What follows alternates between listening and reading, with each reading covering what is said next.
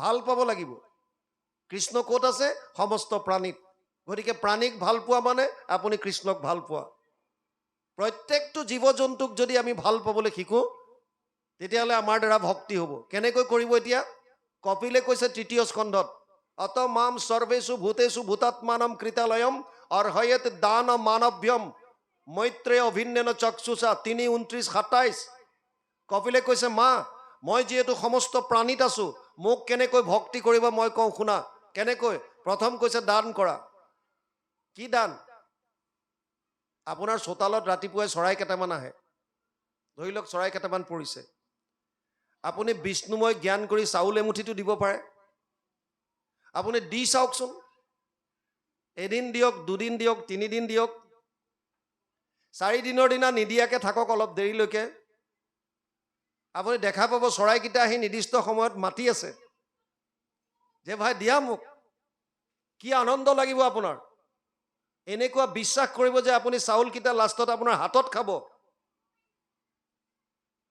আপোনাৰ গেটৰ ওচৰত নগলামুখত গৰু এজনীয়ে গৰমত চটফটাই আছে, আপুনি একো কৰিব পৰা নাই। কাৰ গৰু কি কথা আপুনি নাজানে, গম পাইছে যে গৰুটোৱে গৰমত চটফটাই আছে, তাৰ পিয়াহ লাগিছে। আপুনি ভগৱানময় জ্ঞান কৰি পানী এবাল্টিং নি তাক দিয়ক, এইটো আপোনাৰ বহুত ডাঙৰ ভক্তি। আপুনি অবাবত গছ বন কাটি তহিলং নকৰি যিমান পাৰিছে যদি গছ পুলি ৰোপণ কৰিছে, সেইটো আপোনাৰ ভক্তি। প্ৰাণীবিলাকক নিজ নিজ মতে থাকিবলৈ দিয়ক, সেইটো আপোনাৰ ভক্তি। গাঁৱত কোনোবা এজন উন্নতি কৰিছে, আপোনাৰ একো নাই, কিন্তু তাৰ উন্নতিৰ কাৰণে আপুনি দুখিত নহয় আনন্দিত হওক, সেইটো ভক্তি। এজন মানুহ বিপদত পৰিছে, আপোনাৰ দিবলৈ একো নাই, কাষত থিয় হৈ গৈ পেলাই কওক যে বোপাই তোক দিবলৈ একো নাই, কিন্তু তই চিন্তা নকৰিবি, আমি গাঁৱৰ মানুহবিলাক আছো, যেনেকে পাৰো তোক সহায় কৰি এইটো বিপদত উদ্ধাৰ কৰিম। এই অভয় দানটো দিয়াটো ভক্তি। আৰু যদি টকা পইচা ভগৱানৰ কৃপাত আপোনাৰ হাতলৈ আহিছে, তেতিয়াহ'লে দান দিয়ক, দিয়াত কি আপত্তি আছে? 1 গুণ লগাইলে সহস্ৰ গুণ হয়, নাজানি মুগুধ সবে ধন সাঞ্চিত হয়। আমাৰ কিবা এটা হ'লে মানুহে এপইচা দিবলৈ টান পায়। কিহৰ কাৰণে ধন লৈছো আমি, ঘটিছো কিহৰ কাৰণে? ধৰ্মৰ নামত যদি কেইপইচামান দিলে আপোনাৰ ক্ষতিটো কি? আপুনি ধৰ্মৰ নামত যিটো দিব, ঈশ্বৰৰ অৰ্থে যিটো আপুনি অৰ্পণ কৰিব, 1 গুণ লগাইলে সহস্ৰ গুণ হয়, 1000 গুণ হ'ব। আৰু সেইটো নজনাৰ কাৰণে মুগুধ সপে, অজ্ঞানীসকলে ধন সাঁচি থয় বুলি কৈছে। কিন্তু এটা কথা, আপুনি যদি নামঘৰত দান দিছে, উদাহৰণস্বৰূপে ধৰি লওক আপুনি ফেন এখন দিলে, ফেনখনত আমি প্ৰায় জেগাত দেখোঁ যে ব্লেডবিলাকত দাতা বুলি লিখি থয়। যদি নামঘৰলৈ কোনোবাই কিবা এটা দিয়ে, তাত নিজৰ নামটো লিখি থোৱা থাকে, দাতা অমুক, হয়নে নহয়? ডাঙৰ ডাঙৰ তোৰণ বনাই দিয়ে গেটবিলাক, তাত লিখা থাকে দাতা অমুক।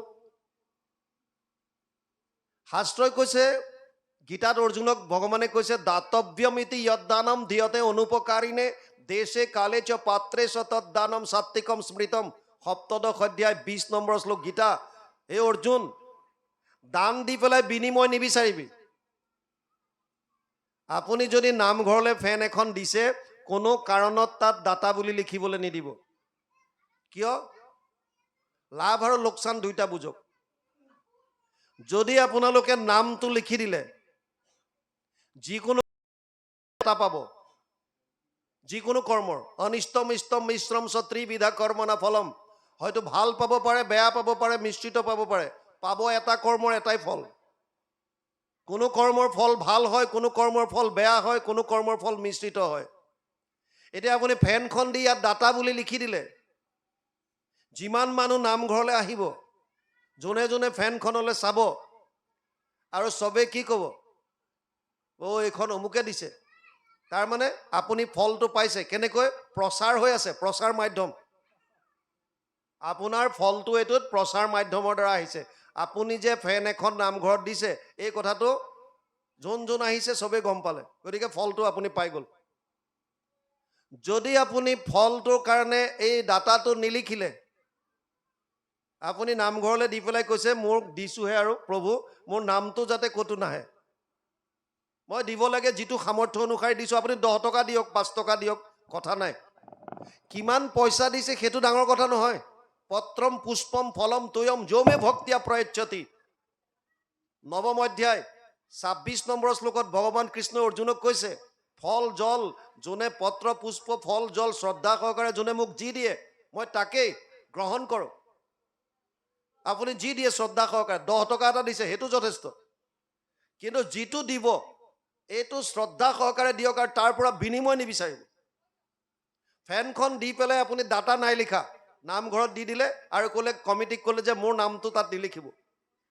মই এইটো পাৰিছোঁ দিছোঁ, ভগৱানৰ নামত দিলোঁ, গতিকে ইয়াত আৰু মোৰ হাত নাই বছ। আৰু আপুনি দান দিয়াৰ পিছত সেই বস্তুটোতো আপোনাৰ অধিকাৰ নাথাকে। আপুনি যদি নামটো লিখি দিছে, তাৰমানে ফেনখন নামঘৰৰ হোৱা নাই এতিয়ালৈকে, আপোনাৰে হৈ আছে। বুজি পাইছে নাই? আপোনাৰ নামটো থকা মানে কি যে এইখন আপোনাৰ, এতিয়ালৈকে নামঘৰ হোৱাই নাই, তাত আপোনাৰে নামটো চলি আছে। গতিকে যেতিয়া দিব আপুনি মোহটো এৰি দিয়ক।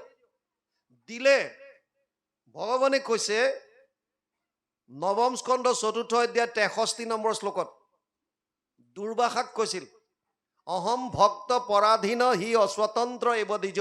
মই ভক্তৰ অধীন, মই স্বতন্ত্ৰ নহয়। আপুনি যদি কিবা এটা বস্তু সৎকৰ্মত দি পেলাই তাৰ বিনিময়টো যদি লোৱা নাই বা বিচৰা নাই, তেতিয়াহ'লে ভগৱান বাধ্য হৈ যাব আপোনাক দিবৰ কাৰণে। আপোনাক দিবৰ কাৰণে বাধ্য হৈ যাব আৰু যিকোনো প্ৰকাৰে আপুনি তাৰ ফলটো পাব। কিন্তু দান দি পেলাই বিনিময় বিচাৰিব নালাগে। আৰু দান ক'ত দিবলৈ কৈছে?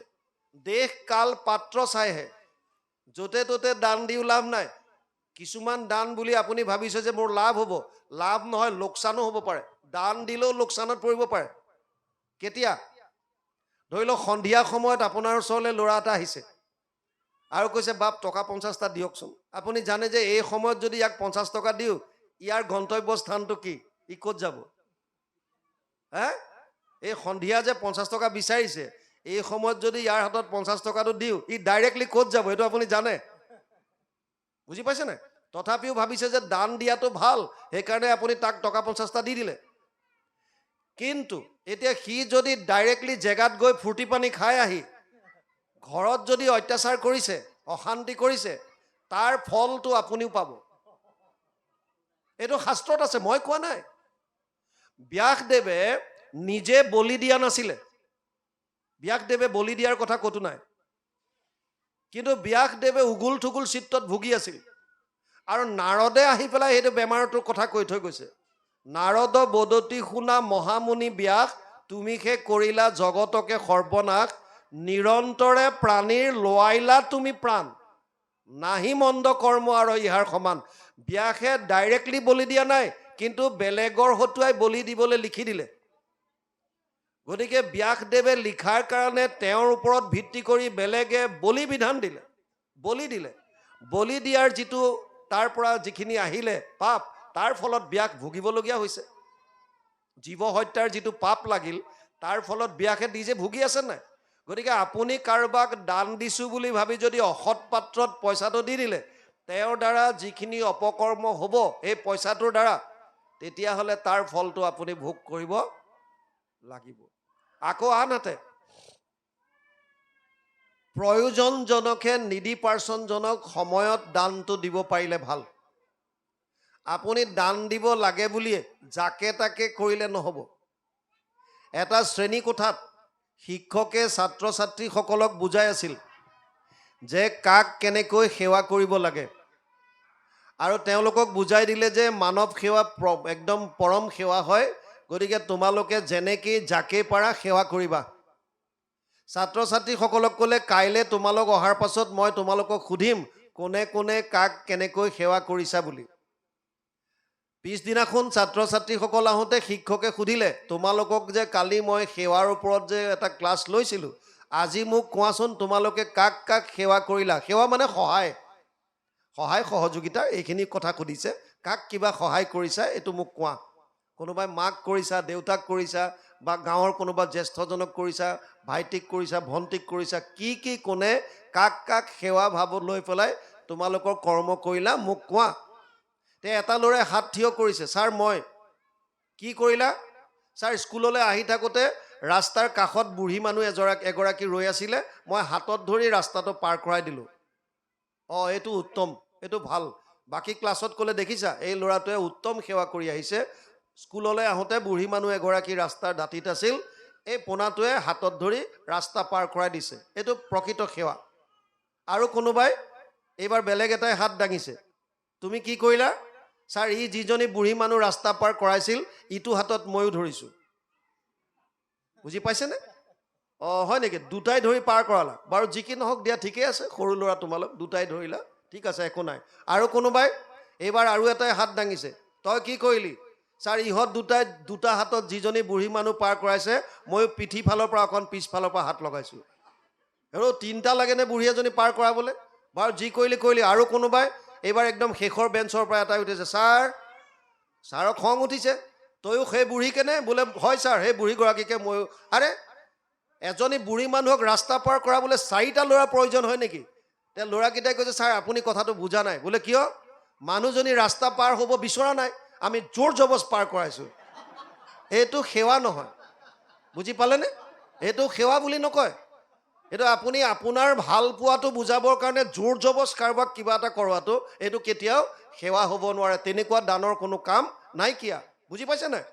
সেইকাৰণে প্ৰকৃত বস্তুটো কপিলে কৈছে যে দান কৰা। আৰু দ্বিতীয়টো ভক্তিৰ এটা লক্ষণ হৈছে যে মান কৰা। অমানি না মানা দেনা। নিজে মান বিচাৰিবলৈ হাক দিছে, আনক যিমান পাৰে সন্মান কৰক। আমাৰ সমাজত এইটো কম দেখা যায়। মেলে মিটিঙে যিকেইজন বিষয়ববীয়া অকণমান যদি ভাল হ'ল, পণ্ডিত হ'ল, ডিগ্ৰী 2টামান থাকিল, সাধাৰণ ভকতে কোনোবাই কিবা ক'লে বুজি পাইছে না? এইটো বহুতত চলে। আৰু যিকেইজনে তেনেকুৱা নকৰে তেওঁলোকে শাস্ত্ৰৰ তত্ত্ব বুজি পাইছে, সকলোৰে প্ৰতি সমভাৱ ৰাখিছে। আমাৰ ডিগ্ৰীৰ দ্বাৰা পণ্ডিতৰ বহুতখিনি ডিগ্ৰী লৈ পেলাই যিমানখিনি জ্ঞান হ'ব পাৰে, এজন সাধাৰণ ভকতৰ নিজৰ জীৱনৰ অভিজ্ঞতাৰ দ্বাৰা তাতকৈ বেছি জ্ঞান আহিব পাৰে। একো ডাঙৰ কথা নহয়। শুনাত আপত্তি কি? কথাটো শুনাত আপত্তিটো কি? তুমি পণ্ডিত হ'ব পাৰা, মই অজ্ঞানী হ'ব পাৰোঁ, মোৰ কথাটো তোমাৰ শুনাত কি আপত্তি থাকিব পাৰে? শুনাৰ পিছত যদি মোৰ কথাটো গ্ৰহণযোগ্য নহয় তেতিয়াহ'লে ত্যাগ কৰা, কি কথা আছে? কিন্তু ডাইৰেক্ট বহুৱাই দিয়াটো কেনেকুৱা কথা? এইটো দেখা যায় বহুতত দেখা যায়। বহুতত আকৌ আগতেই কৈ দিয়ে খবৰদাৰ কোনেও যাতে মুখ নোখোলো। এই মিনিষ্টাৰ আহিলেওতো একেই গতি, আগতে কৈ দিয়ে একদম খবৰদাৰ, কোনোবাই যদি কওঁ তাকো শিকাই দিব, এইকেইটা কথা কবি। ছাৰ আপুনি ইমানখিনি দিছে, আমি ইমান ভাল পাইছোঁ, অমুক পাইছোঁ তমুক পাইছোঁ। এই যে ৰাস্তা বেয়া, অমুক বেয়া, এইবিলাক ক'বলৈ কোনোবা উঠিলেও পাৰ্টি মানুহে ক'ব কিয় ক'ব নিদিয়ে? বুজি পাইছে নাই? এইটো ক'বলৈ বাধা দিব। কিয়? এইটোত মান দিব নাজানে, সন্মান কৰিব নাজানে। আৰু আমাৰ সমাজত আমি প্ৰায়বিলাকে ভাবোঁ মই যিটো জানো এইটোৱে সত্য, এইটোৱে শুদ্ধ, বাকী চব অজ্ঞানী, চব মোৰ মতে চলক। প্ৰায় সমাজত এইটোৱে চলে। মই যেনেকৈ ভাবিছোঁ তেনেকৈ সমাজখন চলিব লাগিব, ইয়াত বেলেগ কথা নচলে, কাৰণ ময়ে চবতকৈ জ্ঞানী, গতিকে মোৰ মতে সমাজখন চলক, এইটোৱে ভাব লৈ আমি চলোঁ। 3য় ষ্টেণ্ডাৰ্ডৰ এখন স্কুলত শিক্ষক গৈছে আৰু ছাত্ৰ ছাত্ৰীক সুধিলে, তাৰ ভিতৰত যিটো মানে মেথছৰ আটাইতকৈ যিটো ফাৰ্ষ্ট বয় সেইটো ক্লাছৰ, তাক মাতিলে, ক'লে তোমাক এটা প্ৰশ্ন কৰোঁ। সৰু ল'ৰা, ক্লাছ 3। ধৰি লোৱা মই বেগৰ পৰা উলিয়াই তোমাক 2টা আপেল দিলোঁ আৰু গছৰ পৰা ছিঙি আনি আকৌ তোমাক 3টা আপেল দিলোঁ। এতিয়া তোমাৰ হাতত কেইটা আপেল হ'ব? সৰু ল'ৰা, 3য় শ্ৰেণীৰ ল'ৰা। সি গন্তি কৰিলে আৰু গন্তি কৰি ক'লে যে ছাৰ 6টা। শিক্ষকে ক'লে প্ৰশ্নটো চাগে ভালকৈ শুনা নাই। তাক ক'লে উপায়ো ভালকৈ শুন, মই বেগৰ পৰা উলিয়াই তোমাক 2টা আপেল দিছোঁ আৰু গছৰ পৰা ছিঙি আনি আকৌ 3টা দিছোঁ, তোমাৰ হাতত কেইটা আপেল হ'ব? কণমানিটোৱে চিন্তা কৰিলে, ক্লাছৰ ফাৰ্ষ্ট বয়, সি চোকা ল'ৰা। সি ক'লে ছাৰ 6টা। 3-4বাৰ একেটা উত্তৰ দিয়াৰ পিছত শিক্ষকজনৰ খং উঠিল আৰু তাক চৰ মাৰি দিলে। কাৰণ শিক্ষকে ভাবি আছে 6টা কেনেকৈ হ'ব? মই 2টা দিছোঁ, তাৰপিছত 3টা দিছোঁ, উত্তৰটো মই জানোৱেই, মোৰ মতে উত্তৰটো ইয়াৰ মিলা নাই, গতিকে চৰ মাৰি দিলে। ল'ৰাটোৱে কান্দিবলৈ ধৰিলে, শিক্ষকজনৰ দুখ লাগিল আৰু ক'লে যে উপায়, তই ইমান সহজ প্ৰশ্ন এটা কৰিছোঁ, তই উত্তৰটো কিয় দিব পৰা নাই? মই তোক কৈছোঁ যে গছৰ পৰা আনি মোৰ বেগৰ পৰা 2টা আপেল দিলোঁ, গছৰ পৰা ছিঙি আনি আকৌ 3টা দিলোঁ, তোৰ হাতত কেইটা আপেল হ'ব? ল'ৰাটোৱে কান্দি কান্দি কৈছে ছাৰ 6টা। এইবাৰ শিক্ষকে সুধিলে কেনেকৈ 6টা? তেতিয়া সি কৈছে, ছাৰ আপুনি মোক বেগৰ পৰা 2টা দিছে। কৈছে ঠিক আছে। আৰু আপুনি গছৰ পৰা ছিঙি আনি 3টা দিছে। কৈছে সেইটো ঠিক আছে। আৰু মায়ে ঘৰৰ পৰা এটা দি পঠিয়াইছে, তাৰ হাতত 6টা। বুজি পাইছে নাই? তাৰ জেগাত সি শুদ্ধ, কিন্তু শিক্ষকে ভাবিছে যে মই উত্তৰটো 5 বুলি জানো, মোৰ লগত ইয়াৰ উত্তৰটো মিলা নাই, মই যিটো শুদ্ধ সেইটো মতে ইও হ'ব লাগিব। তাৰ জেগাৰ কথাটো এবাৰ প্ৰথমে যদি ক'লেহেঁতেন যে তই 6টা কেনেকৈ হ'লনো মোক কচোন, তে ই প্ৰথমে কৈ দিলেহেঁতেন। বুজি পাইছে নাই? কিন্তু আমাৰ সমাজত মূল খেলি মেলিবিলাক তাত লাগে, আমি সন্মানটো দিব নাজানো। আৰু কীৰ্তনত গুৰুজনাই কৈছে, বিশেষত মনুষ্য গণত যিটো নৰে, বিষ্ণু বুদ্ধি কৰি সৰ্বদায়ে মান্য কৰে। এতিয়া আমি ভকতে ইজনক সিজনক বিষ্ণু বুদ্ধি কৰি মান্য কৰিব পাৰিছোনে নাই? সেইটোহে ডাঙৰ কথা। বুজি পাইছে নাই? এই কথাখিনি কেৱল ভক্তিত আছোঁ, শৰণ ল'লোঁ, শংকৰদেৱৰ ধৰ্মত আছোঁ, এনেকৈ ক'লেই যথেষ্ট নহয়। ইয়াৰ তত্ত্বখিনি বুজি পেলাই আচৰণত আনিব পাৰিছোঁনে নাই? যদি আনিব পাৰিছোঁ, তেতিয়াহ'লে বেলেগৰ লাভ নহয়, আপোনাৰ মোৰ নিজৰ লাভ হ'ব। বেলেগৰবিলাক বাদ দিয়ক। আমি বেলেগক কৈ থাকোঁ, ঐ অমুকে দেখোন চব খায়, আমি নেখালে কিডাল হ'ব? খোৱাজনক খাবলৈ দিয়ক। আপুনি যদি নোখোৱাকৈ থাকিব পাৰিছে, নাখাওক। বুজি পাইছে নাই? যিমান গৰম বস্তু খাব সেইটোৱে আপোনাৰ অপকাৰ কৰিব। গতিকে যদি নিজে বুজিছে, আনৰটোলৈ আপুনি কম্পেয়াৰ কৰি লাভ নাই। নিজে নিজে সংসাৰ সাগৰত পাৰ হ'বলৈ চাওক। বেলেগৰ কাৰো ঠিকা লৈ থোৱা নাই। এবাৰ বুজাই দিছে যে পাৰ যদি এইটো এৰিবি, যদি নাই মনা বাদ দিয়ক, তাৰ মতে চলি থাকক। বুজি পাইছেনে? এতিয়া ইয়াত কৈছে শুনক, মোক লাগি প্ৰেম উপজিল যাৰ মনে, নেৰোতাৰ হৃদয়ক সখী সৰ্বক্ষণে, বান্ধিলেক আমাৰ পাৱত প্ৰেম জৰি, জানা নাই উত্তম ভকত তাক সৰি। মোক লাগি প্ৰেম উপজিল যাৰ মনে, যাৰ মনত মোৰ প্ৰতি প্ৰেম ভাৱ জাগ্ৰত হ'ল, ভাল পোৱা। কিন্তু ডাঙৰ কথা, আমি এতিয়া ঘৰটো ভাল পাওঁ, পুত্ৰ ভাল পাওঁ, পত্নী ভাল পাওঁ, মোবাইল ভাল পাওঁ, খাই বৈ ভাল পাওঁ, এইবিলাক আমি প্ৰেম কৰোঁ। ধন টকা পইচা ভাল পাওঁ, এইবিলাকৰ প্ৰতি আমাৰ প্ৰেম আছে। কাৰণ আমি ভাবোঁ যে এইবিলাকে আমাক সুখ দিছে, মোবাইলটোৱে সুখ দিছে, গতিকে মোবাইলটোৰ প্ৰেমত পৰিছোঁ। ঘৰ এটা বনাইছোঁ, ঘৰটোৱে সুখ দিছে, ঘৰটোৰ প্ৰেমত পৰিছোঁ। মোৰ পত্নী, ল'ৰা ছোৱালী চব ধন টকা পইচা এইবিলাকৰ প্ৰেমত পৰিছোঁ, দিন ৰাত এইবিলাকৰ চিন্তা। কিন্তু কৃষ্ণই কিটো দিছে? কৃষ্ণক কিয় ভাল পাম? কৃষ্ণক ভাল পাবৰ কাৰণটো কি? কিয় ভাল পাম কৃষ্ণক? চাওক, যিখন পৃথিৱীত আমি থিয় হৈ আছোঁ, এই পৃথিৱীখন কৃষ্ণই দিয়া পঞ্চভূতৰ এটা খেতি। বুজি পাইছেনে? যিটো পিয়াহত আতুৰ হৈ আমি পানী, জল যিটো গ্ৰহণ কৰোঁ, আৰু আমাৰ শৰীৰৰ 70%, 100 ভাগৰ 70 ভাগ পানী আছে। এই পানী কোনে সৃষ্টি কৰা? ভগৱান কৃষ্ণই। অগ্নি, ৰন্ধন কৰিবৰ কাৰণে যি অগ্নিৰ আমি ব্যৱহাৰ কৰোঁ, আৰু আমি যি অন্ন ভোজন কৰোঁ, আমাৰ শৰীৰত যিজন জঠৰগ্নি হিচাপে থাকে, সেইজন ভগৱান। জঠৰগ্নি হিচাপে যিজন আছে, অহম বৈশ্বানৰ ভূত্ব প্ৰাণীনাম দেহম আশ্ৰিত, প্ৰাণ অপান সমাযুক্ত পঞ্চামন্যম চতুৰ্বিধম, পঞ্চদশ অধ্যায় 14 নম্বৰ শ্লোক গীতা। অৰ্জুনক কৈছে ময়ে আছোঁ বৈশ্বানৰ হিচাপে। মানুহে যেনেকুৱাই অন্ন গ্ৰহণ কৰক, 4 ধৰণৰ, চুবাই খায়, পি খায়, চেলেকি খায় বা চুপি খায়, 4 ধৰণৰ অন্ন মই ডাইজেষ্ট কৰোঁ, হজম কৰোঁ। গতিকে সেইজন ক্ষিতি, জল, তেজ, বায়ু, আমি দিনটোত যি বায়ু সেৱন কৰিছোঁ, এয়া কোনে সৃষ্টি কৰা? ভগৱানে। যিখন মুক্ত আকাশৰ তলত আমি বিচৰণ কৰি আছোঁ, এই আকাশ কাৰ সৃষ্টি? ভগৱানৰ। গতিকে আৰু যিজনে আমাৰ ইন্দ্ৰিয়বিলাক সচেতন কৰি ৰাখিছে, সচেতন কৰা দেহ প্ৰাণ ইন্দ্ৰিয়ক। এজন মানুহ মৰি গ'লে হাত ভৰি নাক মুখ চব থাকে, কিন্তু লৰচৰ কৰিব নোৱাৰে, কথা ক'ব নোৱাৰে, চকু মেলিব নোৱাৰে, একো কৰিব নোৱাৰে। কিয়? কাৰণ তাৰ ভিতৰত সচেতন শক্তিটো নাইকিয়া। এই সচেতন শক্তিটোৱে পৰমাত্মা বা আত্মা। ইমানখিনি জনাৰ পাছতো যদি আমি কৃষ্ণক ভাল পাবলৈ নিশিকোঁ, যদি কৃষ্ণৰ প্ৰেমত নপৰোঁ, তেতিয়াহ'লে আমাৰ কি হ'ব জীৱন? এই জীৱনো বিফলে যাব। মনুষ্য শৰীৰ পাই যিটো নৰগণ, নকৰে তোমাৰ যদি শ্ৰৱণ কীৰ্তন, বিফলে জনম গৈলা ভৈলা সৰ্বনাশ, জীৱন্ততে মৰা সেইটো ভাতৃৰ নিশ্বাস। বেদস্তুতিত লিখিছে গুৰুজনাই, এনেয়ে গুচি যাব এইটো জীৱন।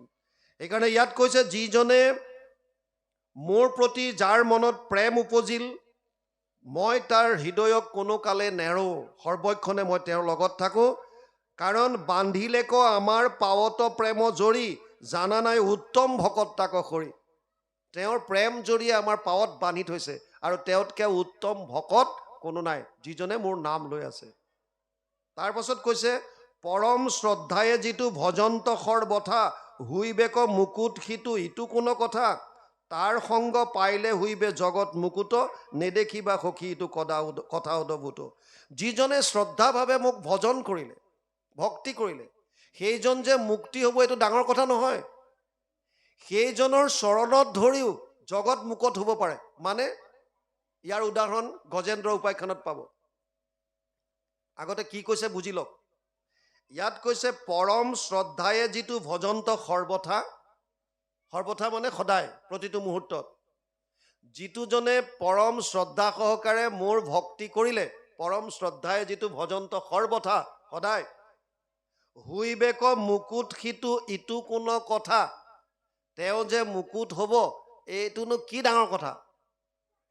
মোক ভজন কৰি মুক্তি হ'ব। কাৰণ যিটোজনে ফুৰে মাধৱৰ নাম ধৰি, পাছে পাছে ফুৰে দেৱ দেৱী স্তুতি কৰি, মূৰ্তিমন্ত হুয়া 5 প্ৰকাৰৰ মুকুতি, মুকলৈও বাপ বুলি কৰন্ত কাকুতি। এই ভাগৱতে লিখি থৈছে। যিজনে প্ৰভু ভগৱন্তৰ নাম লৈ ফুৰে, তাৰ পাছে পাছে 5 ধৰণৰ যি মুক্তি আছে, চালুক্য চাৰুপ্য শাস্তি সামীপ্য ইকত্বম অপিতৎ দিয়ামন্যস্য না গৃহতে বিনামত সেৱানম জন। 3:29-13 তৃতীয় স্কন্ধ 29 নম্বৰ অধ্যায় 13 নম্বৰ শ্লোক। কপিল প্ৰভুৱে মাতৃ দেৱহতীক কৈছিল 5 প্ৰকাৰৰ মুক্তি, আৰু ভগৱানে কৈছে যিজনে মোৰ নাম লৈ ফুৰিব তেওঁলোকে মুক্তিটো পাব। এইটো ডাঙৰ কথা নহয়। ইয়াত কৈছে যিজনে পৰম শ্ৰদ্ধাৰে মোক ভক্তি কৰিলে তেওঁতো মুক্তি হ'ব। এইটো কি ডাঙৰ কথা? এইটো একো ডাঙৰ কথা নহয়। তাৰ সংগ পাইলে হুইবে জগত মুকুত। সেই তেনেকুৱা ভকতৰ যদি সংগ পাই যায়, তেতিয়া গোটেই জগত মুক্ত হৈ যাব, মুক্তি পাব। বুজি পাইছে নাই? নেদেখিবা সখী ইটো কথা অদভূত। কাৰণ এইটো একো অদ্ভুত কথা নহয়। ইয়াৰ উদাহৰণ মই কৈছিলোঁ গজেন্দ্ৰ উপাখ্যান। গজেন্দ্ৰ উপাখ্যানত কেতিয়াবা আপুনি ভাবি চাইছে নাই আপোনালোকে? গজেন্দ্ৰ উপাখ্যানত গজেন্দ্ৰহে ঈশ্বৰক ত্ৰাহি হৰি বুলি প্ৰাৰ্থনা কৰিছিল। পদুম ফুলপাহ সুৰে ধৰি গজেন্দ্ৰইহে ত্ৰাহি হৰি বুলি ঈশ্বৰৰ আৰাধনা কৰিছিল বা ভগৱানক মাতিছিল। হয়নে নহয়? গ্ৰাহটোৱে মাতিছে বুলি ক'ৰবাত পাইছে নেকি? কিন্তু যেতিয়া মুক্তি হ'ল, তেতিয়া কি হ'ল? হস্তিগুচি তৈতে চতুৰ্ভুজৰ ৰূপ ভৈলা, গলে বনমালা হাতে 4 অস্ত্ৰ ভৈলা। পাৰিষদ হৈ পেলাই গুচি গ'ল। আৰু গ্ৰাহটোৱেও মুক্তি পালে নাই? গ্ৰাহটোৱেতো ঈশ্বৰক সেৱা কৰা নাছিলে বা ঈশ্বৰৰ নাম লোৱা নাই। গ্ৰাহটোৱে পাপৰ পৰা মুক্তি কেনেকৈ পালে? ইয়াৰ তাত্ত্বিক বস্তুটো বুজক। গ্ৰাহে কাৰ ভৰিত ধৰিছিল? গজেন্দ্ৰৰ। গজেন্দ্ৰ কোন? ঈশ্বৰৰ ভকত। তাৰ মানে ইয়াত যিটো কথা কৈছে, গ্ৰাহে আনটো নকৰিলেও কৃষ্ণৰ দাসৰ ভৰিত ধৰিলে। বুজি পাইছেনে? আৰু সেইকাৰণে সি মুক্ত হৈ গুচি যাব পাৰিলে। ইয়াতো একজেক্টলি সেই কথাটোকে কৈছে যে মোক কোনোবাই ভক্তি কৰি পৰম মুক্তি পোৱাটো ডাঙৰ কথা নহয়। সেইজন ভকতৰ চৰণত যদি কোনোবাই ধৰিলে বা সংগ পালে, তেতিয়াহ'লে জগতখনে মুক্ত হৈ গুচি যাব পাৰিব, তেনেকুৱা ভকতৰ সংগ পালে। আৰু সেইকাৰণে আমাক ভক্তি মাৰ্গত মহাপুৰুষ মাধৱদেৱে এটা ঘোষা লিখিছে, যিটো আমি প্ৰায় গাওঁ। কৃপাৰ সাগৰ দৈৱকী নন্দন পুৰিও মনৰ কাম, ভকতৰ সংগ সদা নগুচুক মুখে তোৱা গুণ নাম। যাতে মই ভকতৰ সংগ পাওঁ। ভকত মানে যি কৃষ্ণৰ প্ৰতি প্ৰেম আছে, যি কৃষ্ণক ভজন কৰিছে, যি কৃষ্ণৰ মানে সমস্ত প্ৰাণীৰ প্ৰতি যাৰ প্ৰেম ভাৱ, এইখিনি। তিতিক্ষা কাৰুণিকা সুহৃদ সৰ্বদেহী নাম, অজাত সত্ৰবহ শান্ত সাধৱ সাধুভূষণাম। 3:25-21 তৃতীয় স্কন্ধ 25 নম্বৰ অধ্যায় 21 নম্বৰ শ্লোকত লিখিছে সাধুৰ লক্ষণ কেইটা। প্ৰথম হ'ব লাগিব ভকতৰ লক্ষণ তিতিক্ষা, সহনশীলতা গুণ। যিজন সাধু হ'ব, যিজন প্ৰকৃত ভকত হ'ব, সেইজনৰ এটা সহনশীলতা গুণ থাকিব। কোনোবাই কিবা এটা ক'লেই টিঙিচকে নামাৰে। গৰম ঠাণ্ডা যিয়ে নহওক কিয় তেওঁ এই দ্বন্দ্ববিলাকক লৈ পেলাই চিন্তা নকৰে, স্থিতপ্ৰজ্ঞৰ দৰে থাকিব, ধীৰ স্থিৰ হ'ব। তিতিক্ষা কাৰুণিকা সমস্ত প্ৰাণীৰ প্ৰতি কৰুণ ভাৱ তিতিক্ষা কাৰুণিকা সুহৃদয় সৰ্বদেহী নাম সমস্ত প্ৰাণীৰ প্ৰতি সুহৃদয় ভাৱ কাৰো প্ৰতি বেয়া ভাৱ নাই প্ৰেম ভাৱ আৰু অজাত শত্ৰু তেওঁৰ কোনো শত্ৰু নহয় শত্ৰু নাথাকেই সাধৱ সাধু ভূষণাম সেইজনহে প্ৰকৃত সাধু সেয়াহে সাধুৰ ভূষণ যাৰ এই কোৱালিটি থাকিব শাস্ত্ৰত পণ্ডিত হ'ব লাগিব শাস্ত্ৰ জানিব লাগে সংশয়বিলাক তেতিয়া ছেট কৰিব পাৰিব যদিও নালাগে ভকতিত দেৱ দ্বিজ ঋষি হৈবে নালাগে সম্ভৃত শাস্ত্ৰ বিস্তৰ জানিবে যদিও এজন ভকতৰ কাৰণে প্ৰয়োজন নাই কিন্তু যদি আপোনাৰ ওচৰত কোনোবাই সংশয় ছেট কৰিবলৈ আহে তেতিয়াহ'লে সেই সংশয় ছেট কোনে কৰিব পাৰিব বা উপদেশ দিয়াৰ অধিকাৰটো কাৰ আছে জানন্ত শাস্ত্ৰ কুহন্ত কৃষ্ণত ভকত সেহি গুৰু উপদেশ দিবাক শকত কৃষ্ণত ভকত হোৱাৰ পাছতো তেওঁৰ শাস্ত্ৰ জ্ঞানটো যদি থাকে তেতিয়াহে ভকতৰ সংশয়খিনি ছেট কৰিব পাৰিব জানন্ত যদি কোনোবাই শাস্ত্ৰখিনিতো জানে কৃষ্ণত যদি ভকত নহয় জানন্ত শাস্ত্ৰ কুনন্ত কৃষ্ণত ভকত তান উপদেশে বোধ নোপজে শিষ্যত আপুনি যিমানেই কৈ থাকক যদি আপুনি নিজে আচৰণ নকৰে এটা বহুত ক্ষেত্ৰত তেনেকুৱা হৈছে ভাগৱত সন্মুখত মেলি লয় আৰু লৈ পেলাই বেলেগ বেলেগ দেৱ দেৱতাও পূজা কৰিব পাৰি অমুক কৰিব পাৰি তমুক কৰিব পাৰি গাই থাকে ভাগৱতে কৈ আছে কিবা এটা আৰু তেওঁলোকে নিজৰ মনৰ ভাৱবিলাক মানুহৰ মাজত কৈ আছে এটোতো ঘোৰ অপৰাধ তুমি যিটো ভাগৱতত কৈছে সেইটো কোৱা ভাগৱততনো কিয় কাৰণে আমি ভাগৱত পঢ়িছো ইয়াত কি আছে সেইখিনি জানিব বিচাৰিছো গতিকে ইয়াত যিটো বস্তু লিখা আছে সেই বস্তুটো আগতে কোৱা তাৰ লগত তুমি যুক্তি আনি পেলাই সেই কথাটো ৰাখিবৰ কাৰণে বিভিন্ন উদাহৰণ দিছা সেইটো বেলেগ কথা কিন্তু ভাগৱতত নথকা বস্তু এটা তাত তুমি ভাল পোৱা কাৰণে তুমি চলি আছা কাৰণে কৰিব পৰা এইটো ক'তো লিখা নাই কাৰণ ইয়াত আজি আৰম্ভই হৈছে আন ক্ষুদ্ৰ দেৱতাত যদি নেদি মতি মই মহা দুৰাচাৰো কৰে আমাত ভকতি সেইহে পৰম সাধু জানা মহাশয় যিহেতু আমাক মাত্ৰ কৰিলে আশ্ৰয় আন দেৱতাৰ প্ৰতি মতি নিদিয়াৰ কথা প্ৰথমে কৈছে তাৰ পাছত যদি কোনোবাই কয় যে নহয় অমুকটো কৰিব পাৰি তমুকটো কৰিব পাৰি বুজি পাইছেনে ইয়াৰ পাছত কৈছে এতিয়া কৃষ্ণৰ বচন হৰি দাস প্ৰণামী পুচন্ত পুনু তেজীয়া নিশ্বাস ভকতি পৰম গতি জানিলো নিশ্চয় চেদিউক দেৱ দুনাই মনৰ সংশয় এতিয়ালৈকে ভক্তিৰ ওপৰত যিখিনি কথা ভগৱান কৃষ্ণই উদ্ধৱক ক'লে তাৰ পাছত উদ্ধৱে কৈছে যে হে প্ৰভু মই এতিয়া এটা কথা বুজি পালো যে পৰম গতি দিব পৰা উপায় কেৱল ভক্তি